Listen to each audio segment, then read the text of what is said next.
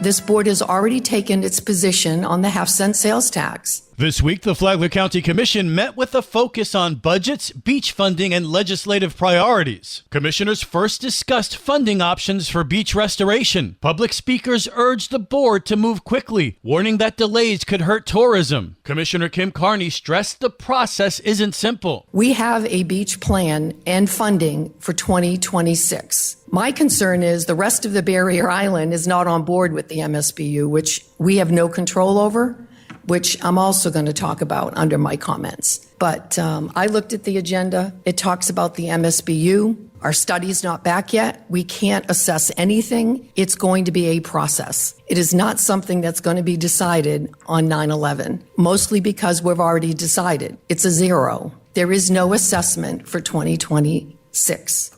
On the consent agenda, some interlocal agreements with cities were delayed after staff discovered errors in the contract terms. Commissioners also pulled an item to cover health insurance claims, agreeing to hold a workshop on long-term options. Commissioner Pam Richardson agreed the discussion is overdue. I'm very concerned about the cost.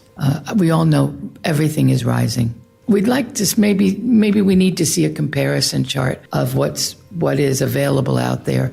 And if we haven't looked to see if there's other better options, at least we might be able to get to see that and review it to be more comfortable with it. Later, commissioners turned to legislative priorities, with several infrastructure projects competing for limited dollars. The board emphasized the need to back up requests with matching funds. Commissioner Carney. Here's another $40 million project that's underfunded, not been on the books since 2018, and all we have is $5 million. So as a board, we're going to have to decide where the priorities are. Commissioners ranked improvements to County Road 304 as their top legislative priority, followed by stormwater upgrades at Black Branch and new disaster staging sites. The board also reaffirmed support for changes to rural county designations, which could help Flagler qualify for more state funding. Flagler County's next budget hearing is scheduled for Thursday, September 11th.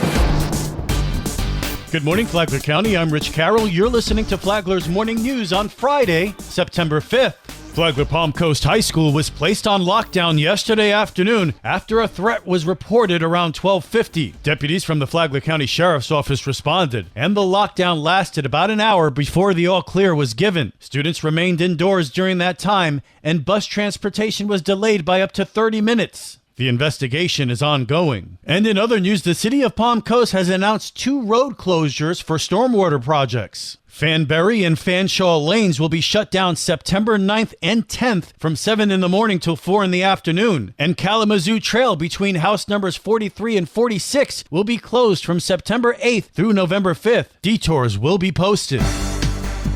This local news is a service of Flagler County's Toyota dealer, Beaver Toyota in St. Augustine, conveniently located right off I-95 at exit 311. Over the weekend, deputies handled over 1,200 calls for service, conducted 252 traffic stops, and made 22 arrests. With the weekend upon us, let's revisit last weekend's crime report. Flagler County Sheriff Rick Staley. One of those arrests was a super speeder who was caught driving 90 miles an hour in a 35-mile-an-hour zone on North Ocean Shore Boulevard. When he was stopped, he was asked why he was speeding, and he stated that he didn't have to answer our questions. Well, he's right. But he did get a free trip to the Green Roof Inn under Florida's new super speeder law in reckless driving. In another case, 2 persons were arrested during a traffic stop after the registered owner was found to be driving on a suspended license, who was from Plantation, Florida. Her passenger, Jean Garcia, was from Miami. During the investigation, deputies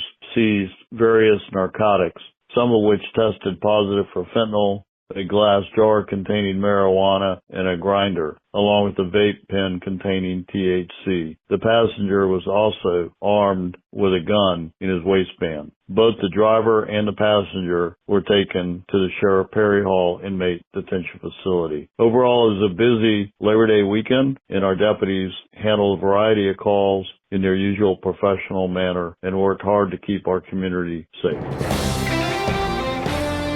The weekend is here, and there's plenty of family fun to be had in Flagler County. This is Stacy with Fun for Augie Kids. Let your creativity shine at Serendipity Marketplace's beaded pen class for kids, where every pen becomes a playful masterpiece. With snacks, drinks, and endless bead choices, it's a chill crafting hangout for all ages. Build, create, and explore at Home Depot's free Kids Woodworking Workshop. This month, it's all about building a crop duster. Young builders can head in-store to craft their own wooden airplane, complete with fun details and a certificate of achievement. Experience the magic of moonrise at the beach at Gamble Rogers Memorial State Recreation Area, where the Atlantic horizon meets lunar wonder. Enjoy coastal insights, stargazing fun, and photo-worthy moments under the night sky. For more on these events and others, please visit us on our website at fun4augiekids.com. Have a great weekend.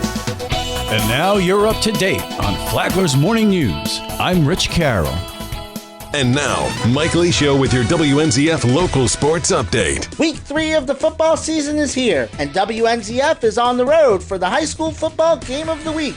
The FPC Bulldogs are in Daytona to take on the Mainland Buccaneers. The Bulldogs look to bounce back from a loss to Lake Howell, while the Bucs are ranked 22nd in the USA Today Top 25. After avenging last year's loss to Cocoa, Mainland coach Squatty Bell turned his sights on reversing a 7-2 loss to FPC in 2024.